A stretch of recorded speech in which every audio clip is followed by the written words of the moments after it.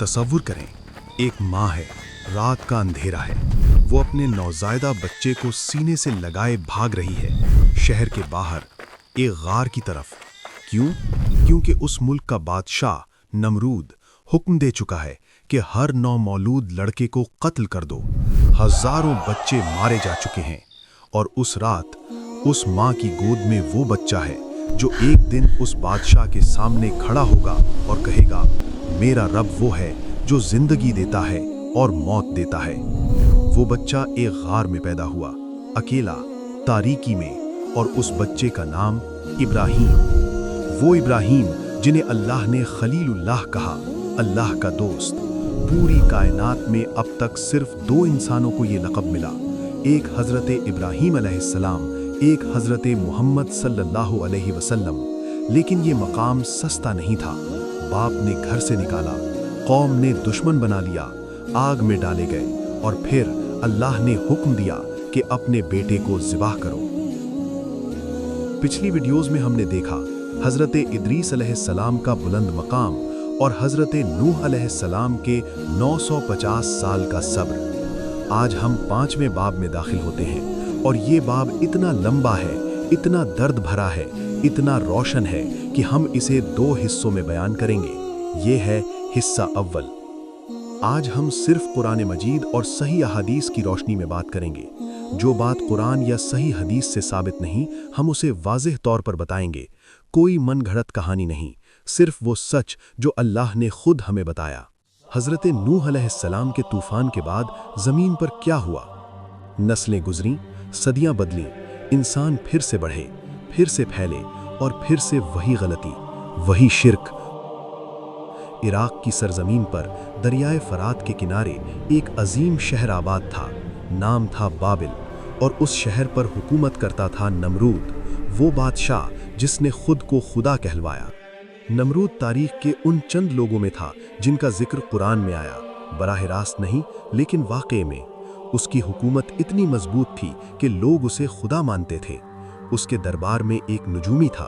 उसने एक दिन कहा, ऐ बादशाह, सितारों ने बताया है कि इस मुल्क में एक लड़का पैदा होगा, वो तेरी बादशाहत को मिटा देगा, वो तेरे माबूदों को तोड़ देगा और वो एक नए दीन का अलमबरदार होगा। नमरूद ने एक ही हुक्म दिया, हर नौमौलूद लड़के को कत्ल करो। और उस हुक्म के साये में हज़रत इब्राहीम अलैहिस्सलाम की वालिदा ने अपने बेटे को शहर से बाहर एक गार में छुपा लिया। कुछ मुफस्सरीन के नज़दीक वो वहीं पैदा हुए, इसी गार में, तारीकी में, अकेले। ये बात कुरान में नहीं, मुफस्सरीन की राय है। लेकिन इतना तय है, वो ऐसे दौर में पैदा हुए जब उनका वजूद ही जुर्म था। अब इब्राहीम अलैहिस्सलाम बड़े हुए और जब वो बड़े हुए तो उन्होंने देखा उनके वालिद आज़र बुत बनाते हैं, अपने हाथों से पत्थर तराशते हैं और फिर इन्हीं पत्थरों के सामने झुकते हैं। पूरी कौम यही करती है, सितारों को पूजते हैं, चांद को माबूद मानते हैं, सूरज के लिए सर झुकाते हैं। लेकिन इब्राहीम अलैहिस्सलाम का दिल मानता नहीं था।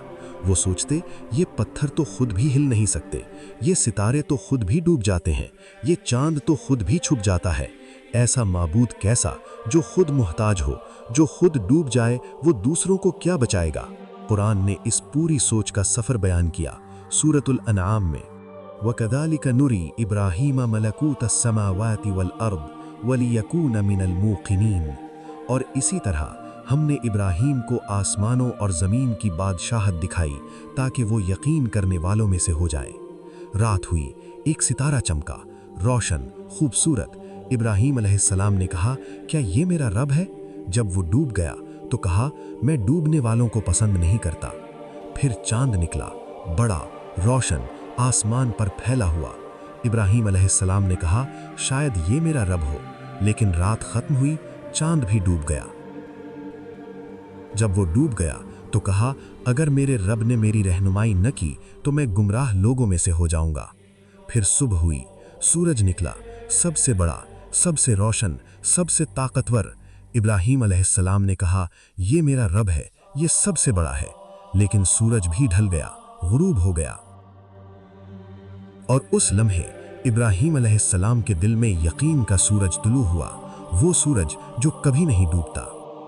इन्नी वज्जहतु वजहिय लिल्लज़ी फ़तरा अस्समावाति वल अर्द हनीफ़ा वमा अना मिनल मुशरिकीन। मैंने अपना रुख उसकी तरफ कर लिया जिसने आसमानों और ज़मीन को पैदा किया, सीधा, बेकजी, और मैं मुशरिकों में से नहीं। ये ईमान का सफ़र था, ये कोई शक नहीं था, ये यकीन की तलाश थी। अल्लाह ने खुद इब्राहीम अलैहिस्सलाम को अक्ल का रास्ता दिखाया कि सोचो, गौर करो, देखो, जो डूबता है वो रब नहीं हो सकता। रब वो है जो खुद बाकी हो, जो कभी न डूबे, जो हमेशा हो। अब इब्राहीम अलैहिस्सलाम ने फैसला किया, अब चुप नहीं रहूंगा, और उन्होंने सबसे पहले वहां से शुरू किया जहां से शुरू करना सबसे मुश्किल होता है, अपने घर से, अपने वालिद आज़र से। वो गुफ्तगू जो कुरान ने महफूज कर ली, अब तक की सबसे दर्द भरी बाप बेटे की गुफ्तगू है। एक बेटा जो बाप को मोहब्बत से समझाना चाहता है, और एक बाप जो सुनने से इनकार कर देता है। इज़ क़ाल लि अबीही या अबती लिमा तअबुदु मा ला युस्मअु वला युबसिरु वला युग़नी अन्का शैआ। जब उन्होंने अपने बाप से कहा, ए अब्बा जान, आप उसकी इबादत क्यों करते हैं जो न सुनता है, न देखता है, न आपके किसी काम आता है। गौर करें, इब्राहीम अलैहिस्सलाम ने कहा, या अबती, ए मेरे प्यारे अब्बा जान। इस लफ्ज़ में मोहब्बत है, इहतराम है, इल्तिजा है। वो लड़ने नहीं आए, वो समझाने आए थे। या अबती इन्नी क़द जाअनी मिनल इल्मि मा लम यअतिक फत्तबिअनी अहदिक सिरातन सविय्या। ए अब्बा जान, मेरे पास वो इल्म आया है जो आपके पास नहीं आया। आप मेरी पैरवी करें, मैं आपको सीधा रास्ता दिखाऊंगा। या अबती ला तअबुदिश शैतान इन्न शैतान कान लिर्रहमान असिया। ए अब्बा जान, शैतान की इबादत न करें, बेशक शैतान रहमान का नाफरमान है। या अबती इन्नी अखाफु अन यमस्सक अज़ाबुम मिनर रहमान। ए अब्बा जान, मुझे डर है कि आपको रहमान का अजाब न पहुँचे। ये बात सुनकर आपका दिल क्या महसूस करता है? एक बेटा अपने बाप से कहता है, अब्बा जान, मुझे आपकी फिक्र है, मुझे आपसे मोहब्बत है, इसीलिए कह रहा हूँ। लेकिन आज़र ने सुना नहीं। क़ाल अराग़िबुन अन आलिहती या इब्राहीम लइन लम तंतही लअरजुमन्नका वहजुरनी मलिया। उसने कहा, ए इब्राहीम, क्या तू मेरे माबूदों से मुंह मोड़ रहा है? अगर तू बाज न आया तो मैं तुझे संसार कर दूंगा और मुझसे दूर हो जा एक लंबे अरसे के लिए। अपने बाप के मुंह से ये अल्फाज सुने, तुझे संसार कर दूंगा, और फिर भी इब्राहीम अलैहिस्सलाम ने क्या कहा? क़ाल सलामुन अलैका सअस्तग़फिरु लका रब्बी इन्नहु कान बी हफ़िया।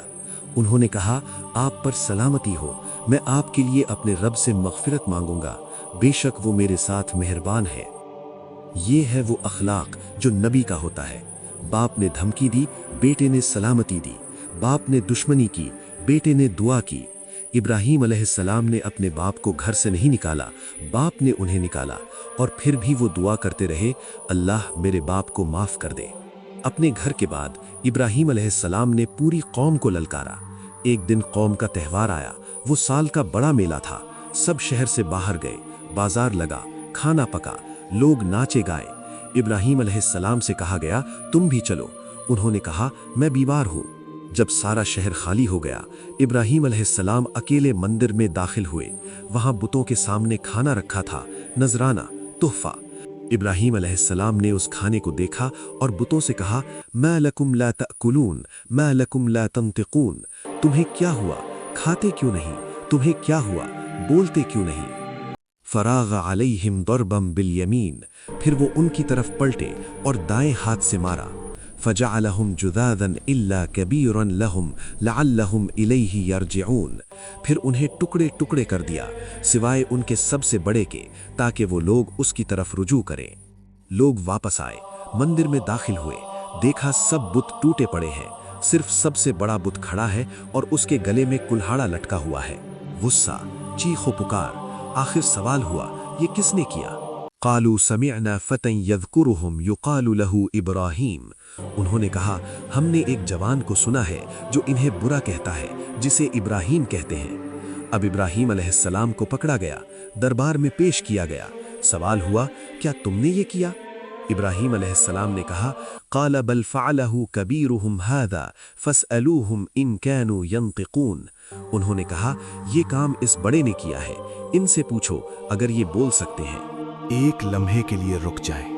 ابراہیم علیہ السلام نے کیا کیا؟ انہوں نے پوری قوم کو ان کے اپنے جال میں پھنسا دیا۔ اگر وہ کہتے ہیں بت بول نہیں سکتے تو پھر وہ بت کو کیوں پوچھتے ہیں؟ اور اگر وہ کہتے ہیں بت بول سکتے ہیں تو جا کر پوچھو۔ فرجعوا الى انفسهم فقالوا انکم انتم الظالمون۔ وہ اپنے دلوں کی طرف لوٹے اور کہا بے شک تم ہی ظالم ہو۔ لیکن پھر بھی ان کی انا نے انہیں نہیں مانا۔ انہوں نے کہا تم جانتے ہو یہ بول نہیں سکتے، تم نے جھوٹ بولا۔ قال افتعبدون من دون اللہ ما لا ينفعکم شیئا ولا یضرکم۔ انہوں نے کہا تو کیا تم اللہ کے سوا اس کی عبادت کرتے ہو جو نہ تمہیں کوئی فائدہ دے سکتا ہے نہ نقصان؟ الانبیاء 66۔ اف لکم ولما تعبدون من دون اللہ۔ تف ہے تم پر اور ان پر جنہیں تم اللہ کے سوا پوچھتے ہو۔ الانبیاء 67۔ اب ابراہیم علیہ السلام کے ساتھ ان کی بیوی سارہ تھیں، نیک، صابر، اللہ پر توکل کرنے والی۔ وہ ابراہیم علیہ السلام کے ساتھ ان کے سفر میں ساتھ تھیں جب وہ ایک سرزمین سے گزرے جہاں ایک ظالم بادشاہ حکومت کرتا تھا۔ اس بادشاہ کا قاعدہ تھا جو بھی خوبصورت عورت اس کے علاقے میں آئے وہ اسے اپنے محل میں لے جائے۔ اس کے جاسوسوں نے سارہ علیہ السلام کو دیکھا، خبر پہنچی، بادشاہ نے فوری حکم دیا کہ اس عورت کو دربار میں لاؤ۔ صحیح بخاری میں یہ واقعہ موجود ہے۔ بادشاہ کے سپاہی آئے، ابراہیم علیہ السلام سے پوچھا یہ عورت کون ہے؟ ابراہیم علیہ السلام نے کہا میری بہن ہے۔ یہ جھوٹ نہیں تھا، یہ ایک اعلیٰ مقصد کے لیے ادھورا سچ تھا۔ ایمان میں تمام مسلمان بھائی بہن ہیں، اور اگر وہ کہتے کہ یہ میری بیوی ہے تو بادشاہ انہیں قتل کر دیتا اور سارہ علیہ السلام کو لے جاتا۔ علماء نے اس کی یہی تشریح کی ہے، یہ حضرت ابراہیم علیہ السلام کی حکمت تھی۔ سارہ علیہ السلام کو بادشاہ کے سامنے پیش کیا گیا۔ ابراہیم علیہ السلام کیا کر سکتے تھے؟ کچھ نہیں، انسانی طاقت سے۔ انہوں نے وہ کیا جو مومن کرتا ہے، دعا کی۔ بادشاہ نے سارہ علیہ السلام کی طرف ہاتھ بڑھایا اور اچانک وہ گر پڑا۔ اس کا ہاتھ اٹھنا بند ہو گیا، جسم جکڑ گیا، وہ تڑپنے لگا۔ صحیح بخاری میں ہے جب بادشاہ سارہ علیہ السلام کی طرف بڑھا تو اللہ نے اسے روک دیا۔ سارہ علیہ السلام نے دعا کی، اے اللہ اگر میں تجھ پر اور تیرے نبی پر ایمان لائی ہوں تو اس کافر کو مجھ پر مسلط نہ کر، اور اللہ نے قبول کیا۔ بادشاہ نے پھر کوشش کی، پھر گر پڑا، تیسری بار پھر کوشش کی، پھر وہی حال، 3 بار۔ ہر بار وہی ہاتھ جو بڑھا، وہی ہاتھ جو رک گیا، وہی جسم جو لڑکھڑایا۔ بادشاہ کو سمجھ آ گئی یہ عورت کوئی عام عورت نہیں، اس کے ساتھ کوئی اور طاقت ہے، کوئی ایسی طاقت جسے میری فوج، میرے سپاہی، میری حکومت کچھ نہیں کر سکتے۔ بادشاہ نے سارہ علیہ السلام کو واپس بھیج دیا اور ساتھ ایک خادمہ بھی دی۔ اس خادمہ کا نام تھا ہاجرہ، وہی ہاجرہ جن سے اسماعیل علیہ السلام پیدا ہوں گے، جن کی وجہ سے زمزم بہے گا، جن کی دوڑ آج ہم سعی کہتے ہیں۔ سوچیں اللہ کی تدبیر کیسی ہے۔ ایک ظالم بادشاہ نے سارہ علیہ السلام کو اپنے قبضے میں لینے کی کوشش کی، اور اس کوشش کا نتیجہ یہ نکلا کہ ہاجرہ ابراہیم علیہ السلام کے گھر میں آئیں۔ دشمن نے جو کیا اللہ نے اسے اپنے منصوبے میں بدل دیا، لیکن ابراہیم علیہ السلام کی سب سے بڑی آزمائش ابھی باقی تھی۔ قوم نے فیصلہ کر لیا تھا اس جوان کو جینے کا حق نہیں، جس نے ہمارے معبودوں کو توڑا، اسے آگ میں جلاؤ۔ ایک بہت بڑی آگ، اتنی بڑی کہ پرندے اس کے قریب سے نہیں گزرتے تھے، اور ابراہیم علیہ السلام اکیلے اس آگ کے سامنے کھڑے تھے۔ کیا ہوا اس آگ میں؟ نمرود کے ساتھ وہ تاریخی مناظرہ کیا تھا جس میں ایک بادشاہ لاجواب ہو گیا؟ ہاجرہ اور اسماعیل کو صحرا میں کیوں چھوڑا گیا؟ اور وہ عظیم ترین آزمائش جو اللہ نے ابراہیم علیہ السلام کو دی جب حکم آیا کہ اپنے بیٹے کو ذبح کرو؟